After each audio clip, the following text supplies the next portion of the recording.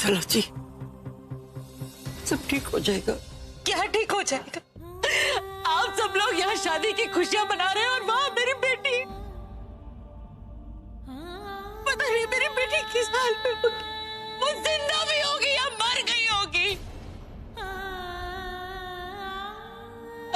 आप लोगों को बिल्कुल कोई परवाह नहीं। आपकी तो जान बचाई है ना उसने कितनी बार, और उसकी जान आज खतरे में है और आपको अपनी शादी की पड़ी। मुझे तो लगता है कि अगर आपको ये भी पता चलता ना कि उसकी लाश बाहर है तो पहले आप ये फेरे लेते, फिर जाकर मेरी बेटी को देखते। ढूंढ लेंगे, बाद में देखेंगे। क्या देखेंगे बाद में? लाश।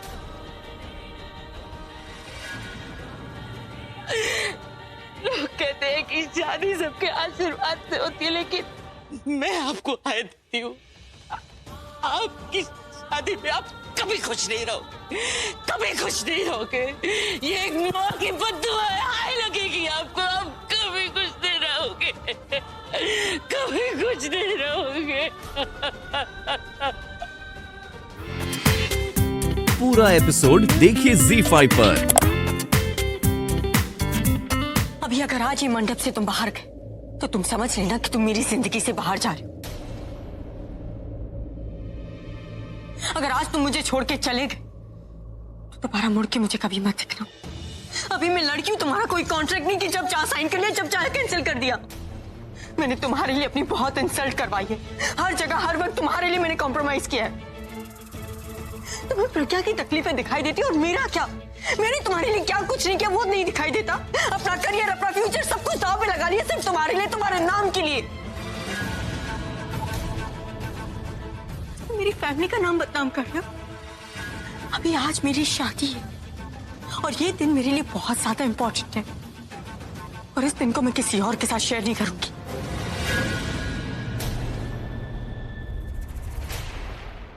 मुझे नहीं पता तुमने किसके साथ क्या प्रॉमिस किया है, पर मैं ये जानती हूँ तुमने मेरे साथ क्या प्रॉमिस किया। मुझे क्या कहा था कि तनु जो चाहे हो जाए, लेकिन किसी भी हाल में मैं तुमसे शादी करके रहूंगा।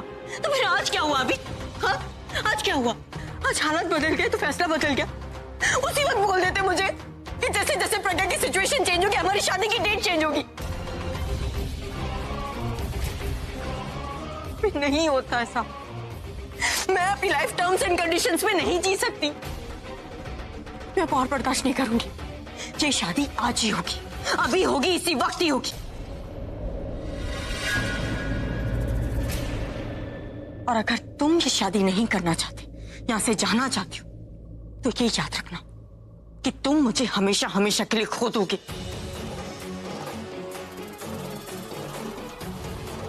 और एक बात और याद रखना, तुम सिर्फ मेरी फैमिली को बदनाम नहीं कर रहे, बल्कि अपनी फैमिली को भी बदनाम कर रहे। जब कल के न्यूज़पेपर में ये आएगा कि अभी द रॉकस्टार अपनी सेक्रेटरी के लिए अपनी शादी का मंडप छोड़ के चला गया,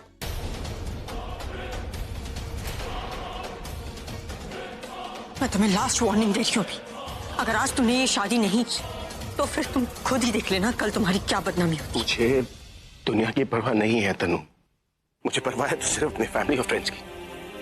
मैं समझ रहा हूं तुम जो कहना चाह रही हो, लेकिन इस वक्त मेरे लिए प्रज्ञा से बढ़कर और कुछ नहीं। इसलिए मैं उसे बचाने जा रहा हूं। मैं वो कर रहा हूं जो मेरे दिल में आ रहा है और तुम वो करना जो तुम्हारे दिल में। चलो आंटी जी।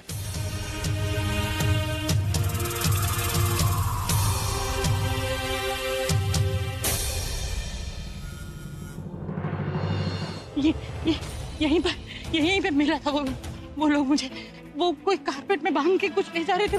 मुझे तो ऐसा लगा भी नहीं कि उसके अंदर कोई हो सकता है, लेकिन वहाँ मैं आगे बढ़ी ना तो ये मिली मुझे। ये देखो ये प्रज्ञा की अंगूठी में से अच्छे से पहचानती हूँ। मुझे लगा कि शायद उससे ऐसी गिर गई होगी, या फिर कहीं ऐसा तो नहीं कि कारपेट के अंदर प्रज्ञा। मैं उसको पीछा करने के लिए वहां से भागी। और लेकिन सरला आंटी आप हमारे पास क्यों नहीं आई? अगर आप हमें बता देती तो हम भी आपके साथ चलते। लेकिन मुझे नहीं पता था कि उस कारपेट के अंदर प्रज्ञा है। मैं बताती हूँ, मैं वहां उनके पीछे भागी थी। वहां इधर मैं बताती हूँ, वहां पर यहीं पे देखा था मैंने उन्हें। वो प्रज्ञा को डाल रहे थे एक टेम्पू में। मैंने रोकने की बहुत कोशिश की, लेकिन वो लोग लेके चले गए।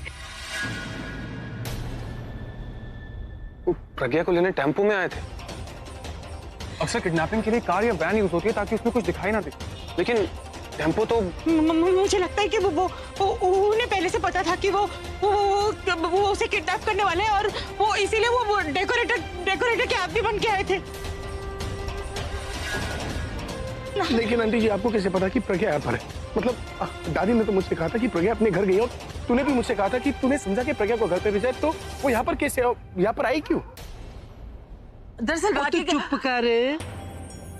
ये तो मैं बताती हूँ, तू प्रज्ञा के लिए परेशान था उस वक्त, तो हमने ऐसे ही कह दिया कि हमने प्रज्ञा को अच्छे से समझाकर उसको घर भेज दिया, बस।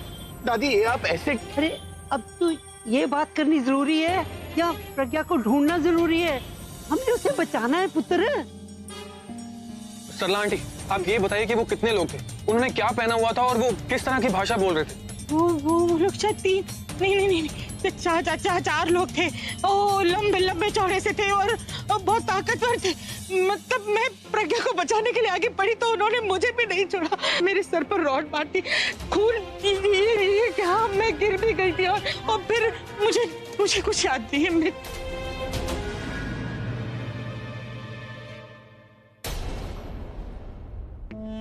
ये सब कुछ प्रज्ञा की वजह से हुआ है। उसने सब कुछ खत्म किया है, सब कुछ बर्बाद कर दिया है। अगर वो नहीं आती तो अब तक मेरी शादी हो चुकी होती। कहा था ना तुझे, यहीं खड़ी रहे, सही डिसीजन था तेरा।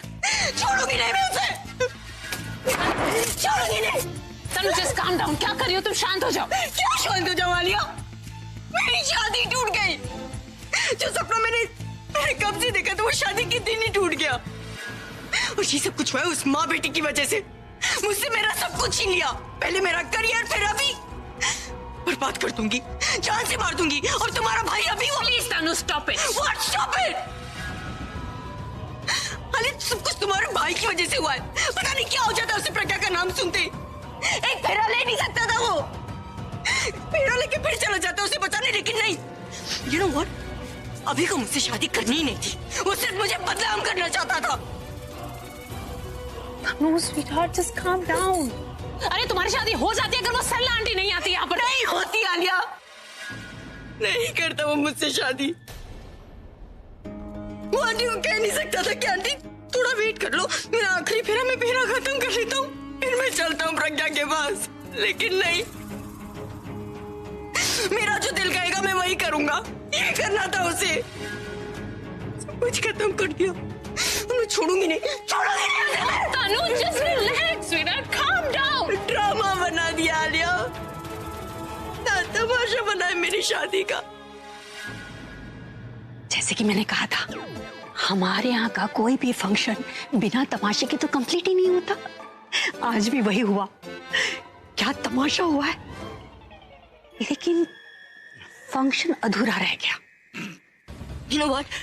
अभी को तो मैं बाद में देख लूंगी, लेकिन उस प्रज्ञा को नहीं छोड़ूंगी। मेरी जिंदगी बर्बाद कर दी उसने, जहाँ दिखेगी ना जान से मार डालूंगी उसे मैं। Calm down. You know what, Alia, सब यहाँ से चले जाओ, प्लीज सब यहाँ से चले जाओ। कोई नहीं चाहिए मुझे, कोई नहीं चाहिए। आंटी जी कुछ तो याद करने की कोशिश कीजिए कि वो लोग कहाँ जा रहे थे, कुछ कहा होगा उन लोगों ने। और नहीं याद आ रहा है मुझे, बस नहीं याद आ रहा है। आप यहाँ पर अकेली आई थी, कोई था आपके साथ? हाँ, जानकी थी मेरे साथ। और जानकी माँ कहाँ है? अरे रोक बेटा, यहीं दे जानकी उसको पैसे। ओ सरला, तू तो कमाल है, इतनी बड़ी बात हो गई तूने मुझे खबर भी नहीं करी। पीजी आपको जितना डांटे घर जाके डांटे ना, अभी मत बोलो कुछ भी। बस जानकी इधर, तू बता दे अभी को, कुछ तूने ऐसा सुना जिससे कि हम प्रज्ञा को, वो किडनैप हो गई ना, उसके वहां तक पहुंचने में मदद हो जाए। तू कुछ याद करना। हाँ, मैंने देखा था, पहले तो आपकी टक्कर हुई थी, फिर उस पुष्टंडे के साथ आपकी थोड़ी लड़ाई भी हुई और आपको उन्होंने अच्छे से पकड़ रखा था, फिर आप उनको छुड़ाने की कोशिश कर रहे थे। नहीं, ये नहीं, कुछ वो लोग क्या बात कर रहे थे, उसे कहाँ लेकर गए होगे, ये सब कुछ याद, कुछ सुना तूने? हाँ, एक मिनट, जल्दी याद करना, जल्दी याद कर। हाँ, जब वो उन्होंने आपके सर पे डंडा मारा तो आप बेहोश हो गए थे, और आज जब बेहोश होकर नीचे गिर रहे थे तो मैंने आपको पकड़ा और हम होली होली नीचे आ रहे थे, तब मैंने उसके टेम्पो का नंबर देखा था। हाँ, मैंने देखा था टेम्पो का नंबर। हाँ, टेम्पो का नंबर आप याद करने की कोशिश कीजिए, टेम्पो का नंबर क्या था? एक मिनट, इसे याद ही नहीं आ रहा। जल्दी याद करना, देर हो जाएगी। Come on. पूरा एपिसोड देखिए ZEE5 पर।